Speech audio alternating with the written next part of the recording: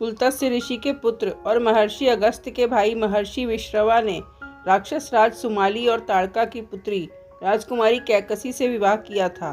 कैकसी के 3 पुत्र और 1 पुत्री थी, रावण, कुंभकर्ण, विभीषण और सूर्पनखा।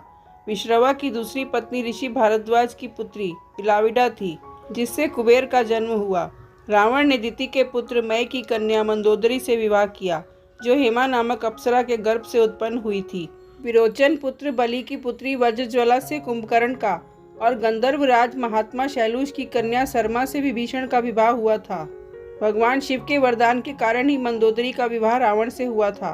मंदोदरी ने भगवान शंकर से वरदान मांगा था कि उनका पति धरती पर सबसे विद्वान और शक्तिशाली हो। मंदोदरी ने श्री बिल्वेश्वर नाथ मंदिर में भगवान शिव की आराधना की थी। ये मंदिर मेरठ के सदर इलाके में है, जहाँ रावण और मंदोदरी की मुलाकात हुई थी। रावण की कई रानियां थीं, लेकिन लंका की रानी सिर्फ मंदोदरी को ही माना जाता था। 5 कन्याओं में से एक मंदोदरी को चिरकुमारी के नाम से भी जाना जाता है। अपने पति रावण के मनोरंजनार्थ मंदोदरी ने ही शतरंज के खेल का प्रारंभ किया था। मंदोदरी से रावण को पुत्र मिले अक्षय कुमार, मेघनाथ और अतिकाय। महोदर, प्रहस्त, विरूपाक्ष और भीकमवीर को भी उनका पुत्र माना जाता है।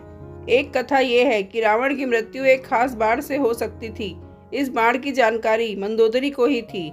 हनुमान जी ने मंदोदरी से इस बाण का पता लगाकर चुरा लिया, जिससे राम को रावण का वध करने में सफलता मिली। सिंघल द्वीप की राजकन्या और एक मातृका का नाम भी मंदोदरी था।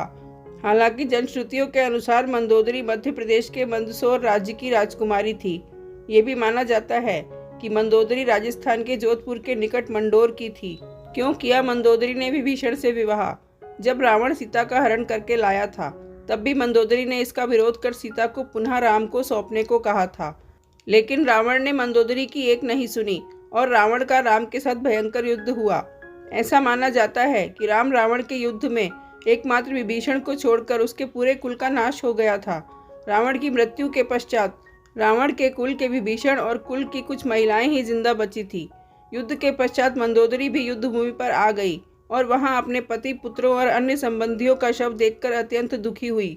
फिर उन्होंने प्रभु श्री राम की ओर देखा, जो अलौकिक आभा से युक्त दिखाई दे रहे थे। श्री राम ने लंका के सुखद भविष्य हेतु विभीषण को राजपाट सौंप दिया। कहते हैं कि अद्भुत रामायण के अनुसार विभीषण के राज्याभिषेक के बाद प्रभु श्री राम ने बहुत ही विनम्रता से मंदोदरी के समक्ष विभीषण से विवाह करने का प्रस्ताव रखा।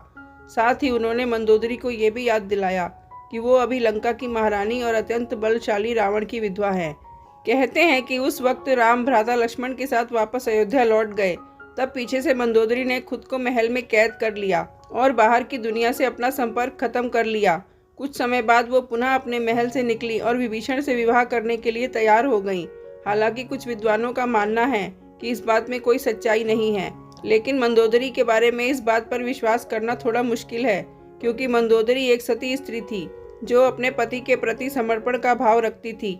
ऐसे में मंदोदरी का विभीषण से विवाह करना अपने आप में हैरान कर देने वाली घटना है। यह भी सुनने में आता है कि कुछ समाजों में प्राचीन काल में ऐसा ही प्रचलन था। सुग्रीव ने भी बाली के मारे जाने के बाद उसकी पत्नी से विवाह कर लिया था।